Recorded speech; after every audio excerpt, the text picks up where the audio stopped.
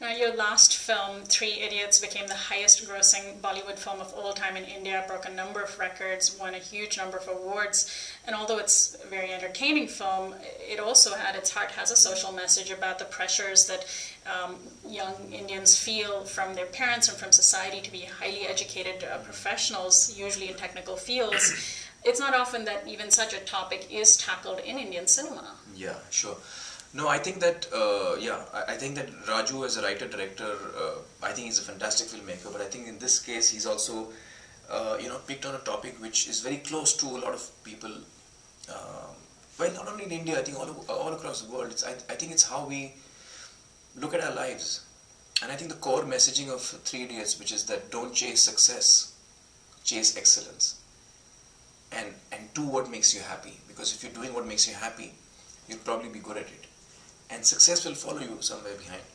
But don't take your decisions based on what you think will make you successful, because that might just make you really unhappy as well. And I think that core message really hit home in a big way with a lot of audiences. And again, it's a really funny film. It's a film that's very entertaining, but also is a film that rings true with a lot of people. So, I mean, I've been fortunate to work with a lot of talented people, and films like Tare Zameen Par, which is about childcare and education and primary education and learning disabilities. So that film, Tare Zameen Par, and Three Idiots, which is a film about higher education. These films have been so satisfying to be part of, because not only have they been huge successes, but more than that, these are films which have actually changed lives. And I have met so many people, and so many people have written into me about how they've, the way they look at their kids has changed. And parents have changed the way they look at education or their kids. And kids have, begun feeling differently about themselves. And that's a very rare achievement for a film, I think, to have such a strong and immediate impact on society. And it's so satisfying to see that.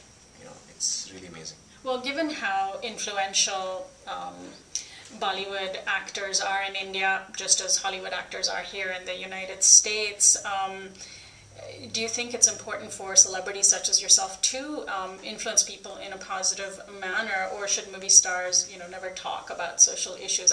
Obviously, I know what your answer is going to be, yeah. But I guess what I'm alluding to is that not all celebrities use their celebrity in a responsible manner. Well, I guess, my answer is fairly obvious. I think that celebrities should, to the best of their abilities, use the strength and they have, and the kind of influence they have over people in a positive way, and that's always great, and that's what ought to be done and what ought to happen. But hopefully, but having said that, I think each to his own. I think celebrities are also human beings. I think we should also understand if a certain person doesn't want to, wants to stay away from stuff. I think fair enough. I really feel that each one of us, no matter which section of society we belong to, no matter which part of society we belong to, has to engage socially and politically in our own way. And each one can do it to different extents, but each one of us can do it. And I think that's what's important. All of us should be aware of that and should engage in a positive way. That's what I believe. Now, Bollywood films have not always gotten too much recognition outside of South Asia, the Gulf states. I mean, there's a huge following in countries around India, in many Arab countries, but in the West, they don't always manage to break through, but they do break through occasionally, like your film Lagan, which was recognized by the Academy Awards. I think only the third ever Indian film to be nominated for Best Foreign Film. Do you think it's important for the West to recognize the largest film industry in the world, and has it gotten its due? Well, I think it would be nice if people across the world saw our films and enjoyed them. But I don't think we should load the West with this responsibility of having to watch our films and enjoy it. I don't think that's fair. And I don't think that filmmakers in India really have looked towards making films which are meant to engage a world audience. because we have such a large and healthy audience of our own, and we are very happy and busy, engaging with them and making films for them. But I think every once in a way we do come across, for example, when I read the script of PP Live, I immediately felt that here is a film that is a film that I really want to make, first of all. And secondly, it's a film that may have limited appeal in mainstream Indian cinema. But I'm going to try and push that. But I also believe that it has the potential to engage world audiences. And so, with that in mind, we are trying to reach out to audiences for world cinema and audiences across the world with this film. Now, it's not a big entertainer. It's not like, it's certainly not Inception or, Spider-Man or something. But it's a film that I think it's a human story which will connect with people. And so I think every now and then when there is material which I think organically would appeal to, or has the potential to appeal to a world audience, it would be great if they watch it, yeah.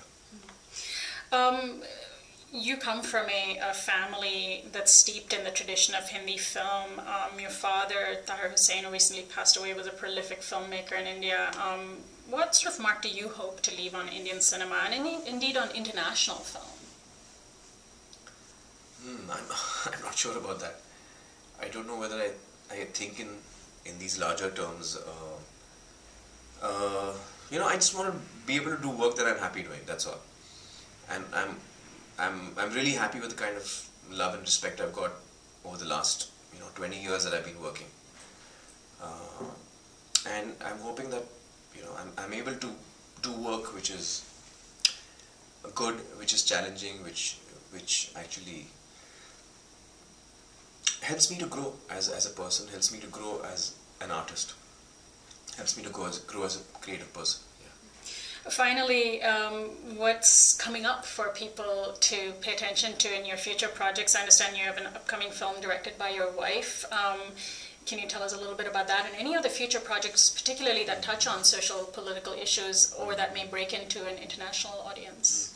Well, the film after PP Life. PP Life comes out on 13th of August, and then the next film after that is Dhobi Ghat, which I've produced and I'm also acting in. And Dhobi Ghat is written and directed by Kiran, my wife, and it's set in Mumbai, and it's about these 4 characters whose lives kind of touch each other.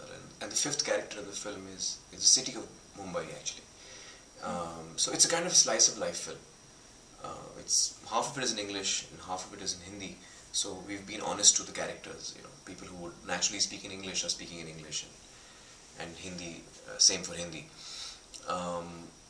And the 3rd film that I have in the pipeline is a film called Delhi Belly, which is a comedy, and that is actually a story about these 3 kids living in Delhi and how they get into trouble with the mafia and the underworld, and they don't know why.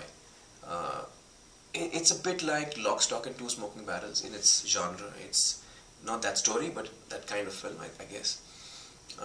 It's a very unusual film for Indian cinema because it's entirely in English. So it's I think one of the few times that an English film is going to be coming out of India. So all the films that have no hopes of ever working are the ones that I end up producing. Well, Aamir Khan, it's an honor to speak with you, and I enjoyed the interview. Thank you so much for joining us. Thank you.